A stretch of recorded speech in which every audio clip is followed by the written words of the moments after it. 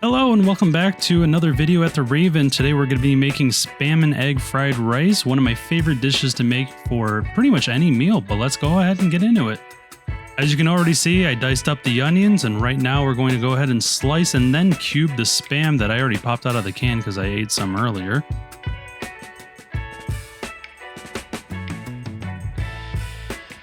Some other ingredients we need are 1/3 cup of corn, a 1/2 cup diced onions, as well as the 1 cup of cubed spam.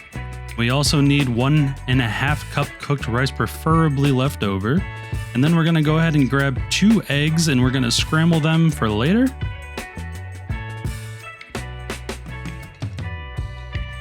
All right, now let's go ahead and add 1 tablespoon of vegetable oil to fry everything up.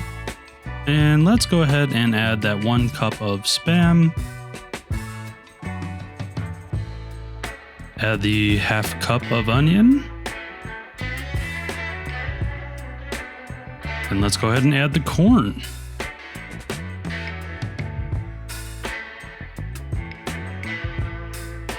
Now we're going to want to cook it until it's slightly browned before we go ahead and add the rice. Alrighty, let's go ahead and add the cooked rice.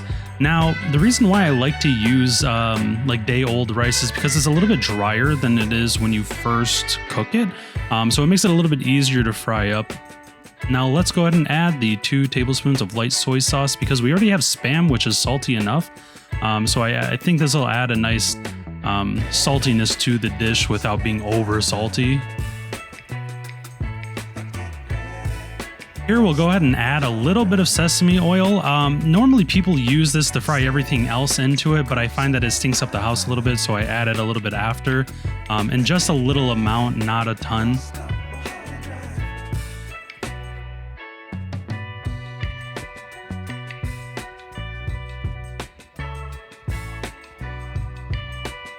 Alrighty, let's create the hole.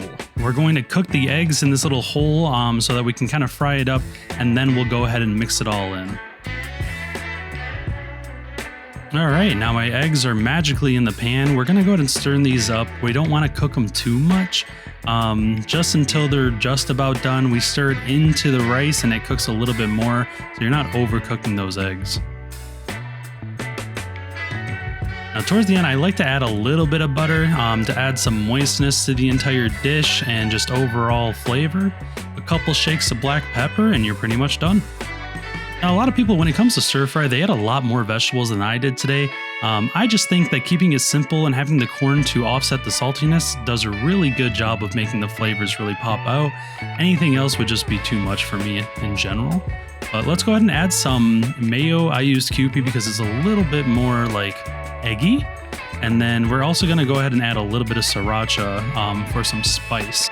And to top it all off, we've got some sesame seeds that we'll do a couple shakes with, and you're completely done. I really appreciate you guys for watching my video. I hope you enjoy the meal that we made today, and I hope I can see you guys next time. Go ahead and like and subscribe if you liked it.